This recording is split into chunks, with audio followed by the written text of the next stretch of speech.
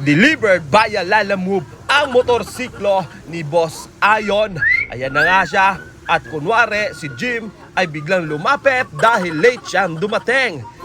Inunahan niya na ako, biglang tumulong magbuhat ng motor para hindi ko sabihin anong oras na, Jim. Malapit na tayong kumain at luto na ang ating pananghalian. Lunod sa gear oil, mga 5 kutsara. Kaya ang motor niya nagtunog roleta. Kalasin natin ang side cover. Pwede kasi dito lang sa gilid o sa kanyang bearing nanggagaling ang tunog na ito.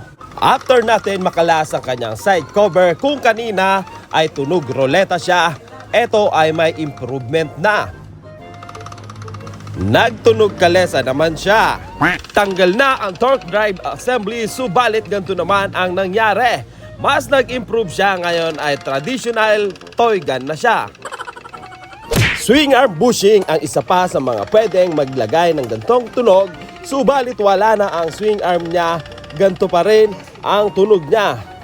Andito na tayo sa punto kung saan nahanap na natin ang tunay na salarin kung bakit talaga nag-ingay siya at medyo mapapaatras ang bangs mo dito, Repa, dahil medyo magastos to.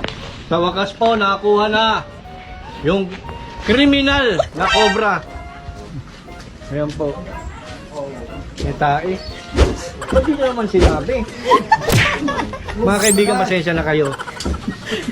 Ba't hindi nyo sinabi? Nakuha kasi ito sa ilalim ng CR. Paano naman, pahugas? Zoom natin ng bahagya para inyong makita kung magkano ba talaga ang gagastusin nyo dito sa axle na ito.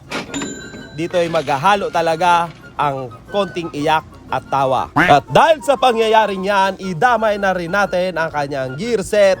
Hindi naman kasi po pwedeng yun lang ang ating papalitan. Damay talaga ang mga gearings na ito. Pati ang mga bearing niya ay papalitan na rin natin, Repa. Bunutin lamang natin after nating initan and then salpak natin ang bago. Lahat ng bearing sa kanyang transmission ay papalitan natin, bunutin natin ang pangalawa and then isalpak agad-agad natin ang bago para hindi mag-ikom ang butas nito. And then wait natin mag-cool down. Same procedure tayo dito sa kanyang kabiyak, sa kanyang transmission. After nating initan, derecho bunot and then salpak agad ng mabilisan lang para hindi mag-ikom. Dahil pag nag-ikom yan, medyo masikip na siyang ipasok, iinitan ulit natin. Dapat dire-derecho tayo, pag bunot, salpak agad. Dire-derecho lang hanggang dito sa kanyang axle. Pakita ko lang isang beses pa itong hawak natin ngayon. Ito ang may damage. At nakahanap naman tayo ng pamalit. Ayan o, medyo may pingas ng bahagya pero napakalaki ng epekto niyan at talaga namang kala mo yung traditional toy gun ang tunog niya. Samantalang medyo nagjapan-japan ng konti ang ating camera dahil nahawakan ng malangis na daliri ni Ryan. Sa kanang bahagi ay ang brand new at sa kaliwang bahagi naman, yun yung ating papalitan. Sa puntong ito ay medyo nagjapan-japan na ng bahagya, medyo blurred na ang inyong pinapanood at nilalagyan na nga ng lubricating oil. Pampadulas Counting minuto na lang at matatapos na ang Japanese movie na ito. Malabo. Eto na nga ang kinalabasan ng ating pinagagagawa kanina.